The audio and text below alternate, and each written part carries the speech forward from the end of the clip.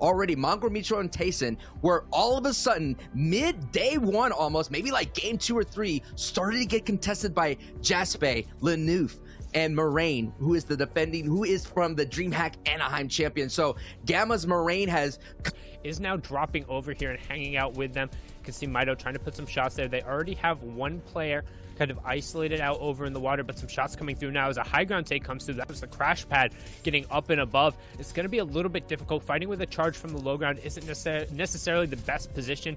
Generally, you want to be either up and on the side, and Tony taking a lot of damage there. The burst coming through, but the charge just showing how strong it can be if you disrespect it in those close box-to-box and those initial fight situations. If you don't have the effective 100 shields and 100 HP going through, a charge shotgun more often than not, if you get within a box, even if it doesn't headshot you, it can take out the entirety of your health pool. So despite being on 18 HP right there, Tony turns that fight around and forces this other team out and away. And Praga, who had a tough day yesterday trying to find an uncontested drop spot, instead is going to run into Mythic, Mito, and Tony and be forced out. Through right now, deciding when they're going to 1, 2, 3. Odds are good it'll be once they're in close enough range. You can see the players heading towards the rift. They'll get plenty of shots going on the first one. A couple 33 tags coming through, but not quite any broken armor yet. The question is, can they close the gap before the opponents are able to retreat? And they will be able to get in there, close it off right there. Gets the first one. Fort Venti going down there. Joel being converted on, so good job closing out that fight, and a good little refresher on loot. Day, however, is going to get a knock on Lecce, so might not get out of this scot-free. Benji, ooh, that got real close for a second there, getting knocked down to just below. Don't forget, those powers are not in the competitive game, but they're just straight blaring the horns and running up right into a fight. They're going to take on Dennis and Kitty over on the side, trying to get some rifle engagements, but they're not afraid to kind of utilize these cars to try and pick off somebody really quickly. We saw them pick off a number of players yesterday, getting free eliminations and just free refreshes on their mats. That's one thing I've actually noticed, particularly about this trio. They don't generally prioritize getting maximum mats off of the start. It's more getting center, getting the rotation, making sure they have a little bit of space occupied for themselves. Then if they're able to ambush somebody, they'll get their mats from there, or they'll focus on farming and utilizing the car to move from high valued resource to high valued resource. And right now you can see Clement's trio had 5 games where they finished with 5+ eliminations, which is and you got to give that credit to their drop, having a very contested, and that is actually who is there in Misty Meadows. It is this squad, the Mia Tifos, were there at Misty Meadows, and they were contesting Clement's squad every single game in 1 through 6 in day 1. And winning those early contestants will very much get you those 5+ elims, and at the same time, those very valuable Storm Surge tags. And that is another piece of the pie they have to solve. Yes, you got to get mats. Yes, you got to get power weapons, but also you got to find the value and putting out that damage output to avoid that deadly Storm Surge Sundown. Yeah, they want to stay away from that. You can see the pinch coming in. The Miatafos being pinched by the Grizzy duo, plus Kezik's over up at the top representing Rams. However, the Russian trio trying to get a piece of that action there, and you can see Nate and Kezik just continuing to rain down Firestorm Rate, trying to get a piece of the action like I talked about, getting around the opposite side, wants to control and funnel this player back into the fire of the Grizzly players. He'll catch a nice 200 pump as he's able to get the stare there, also gets the 200 on the ground, so maximizing the Storm Surge damage. We have seen a significant number of players already go down. 19 have fallen, 5 full trios already out of the picture, so okay. Yeah, you know, the halftime point between day 1 and day 2, it's a chance to catch your breath, to reevaluate your game plan, to get the team refocused and reposition yourself mentally, emotionally, and definitely physically. And I mean, we saw players, with a nice pickup by Nate right there, kind of closing out the door on Mia Tifios, but we'll see how that happens. And you see them already, Sundown, 461 damage above the Storm Surge line. But my points I was saying is, like, we saw, especially in the NA East as well, as early disengagements into those power POIs of Doom's Domain, but now we got a power engagement happening right here, and this is going to be the first time in the EU region that we've seen a Southern type Weeping Woods finish. But what's some nice pressure from Nako, getting a beams right through in the spray, and the bullets kind of bleed through the builds right there. Nakor and Floki and Clement are keeping on the pressure, and we saw their swagger that they were having taken. It wasn't as big of a swagger taking a whiplash, it was a coup.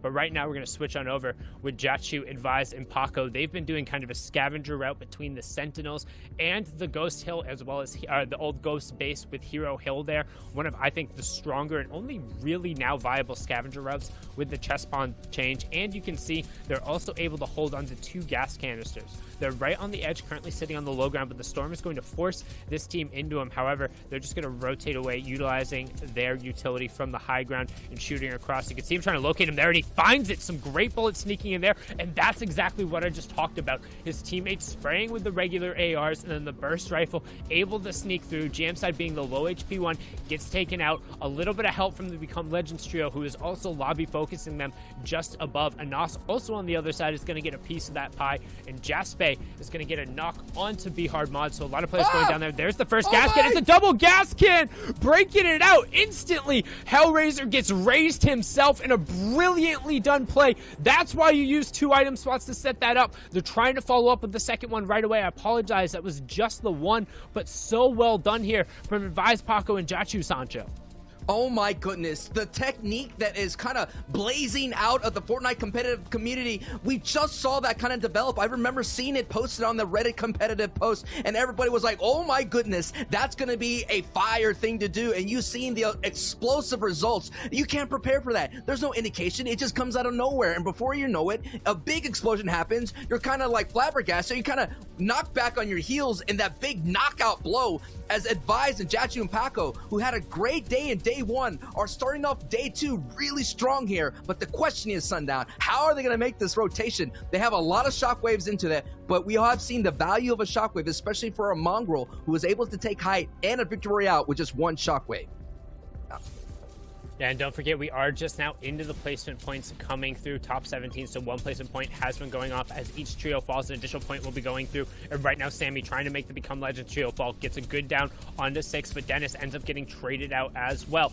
Lariz ends up going down on the opposite side of that to Mongrel. 6 ends up going down as well, so that's going to be the entirety of the Become Legends trio knocked out with only a single placement point going. No, they will still have 1 more member who is up right now. I apologize right there. Noah Riley gets ticked over, and his team is out at 17th. And now you can see the battle for higher ground. You hear the crash pads going out as all the utilities being used to try and gain control. There's that Russian trio you were talking about with Rotary and Stormy right on the mid-ground tarp, trying to get a battle for it. But we also have Mongrel, Tayson, and Mitro make it into their first endgame in a while with that Stark's loot, and you can see they still have the shockwaves. And Tayson, that brilliant shot onto Nate on the high ground, that signals the go. Shockwave goes up, 86 on the shield tag, and a brilliant pressure and execute. They're going to look to execute on the high ground now for the rest of the game, Sancho.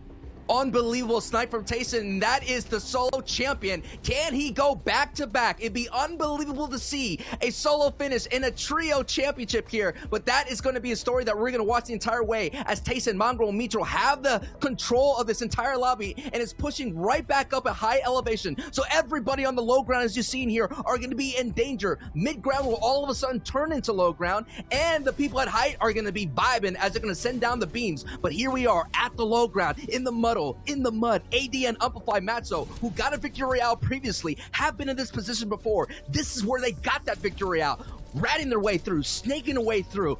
This is an opportunity to show that everybody that day 1 was not a mistake, and they are a team. The Train Hard squad with ADN sitting in beams, using the crash pad, finding anything opportunity. Yes, an elimination going through right there on Vato.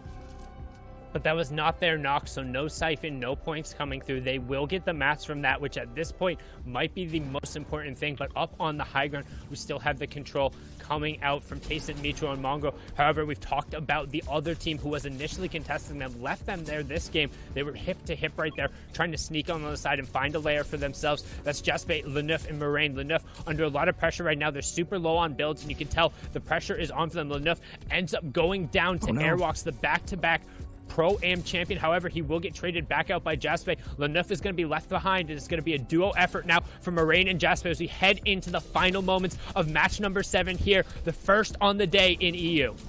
It is zone 9, so it is closing time, ladies and gentlemen. The zone is going to constrict all the way to 0, and the storm will overtake everybody, and it's going to be so important to play your health as a big-time hit on Moraine. Moraine gets an elimination on Mex, so Moraine is cooking right now. The solo star getting another big hit, and you seeing the green pump not being too effective. Oh, the siphon! Yes, what amazing play! The siphon goes through.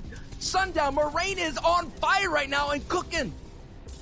He was so lucky. The unfortunate shockwave sent him out, but he had it down before. I would have yelled pop a bandage if he had one, but instead the siphon ticked over, and now Moraine, just living in that circumstance, kept him in the lobby. They got at least an additional 3 points, and now Moraine got another knock, but he ends up getting ticked over. He got the top 5 though, so brilliant from there. In the top right we have Mongo, in the bottom right we have Rasco, who's on the low ground. We talked about Mongo, Mitro, and Tayson just running out from the high ground, and that's what they're going to do right now. It's a straight up 3v3. There's one knock on the ground, but we've talked about it. They are hip to hip. It is the Train H duo on the low ground. However, dropping down on top of it, no, it is not actually. It was Vettel, Stursix, and Co. on the low ground. So second place for them, Mongo, Mitro, Tayson with an uncontested Starks. That's right. And just a very quick note on the standings. The Victory Royale and the eliminations are actually incorrect. We do have a little bit of an error on our side, so sorry about that. But already with a second place with a ton of eliminations, that is very, very impressive. And you see from the winner of that last game, Mongrel, Mitro, and Tayson, now with two Victory Royales all together,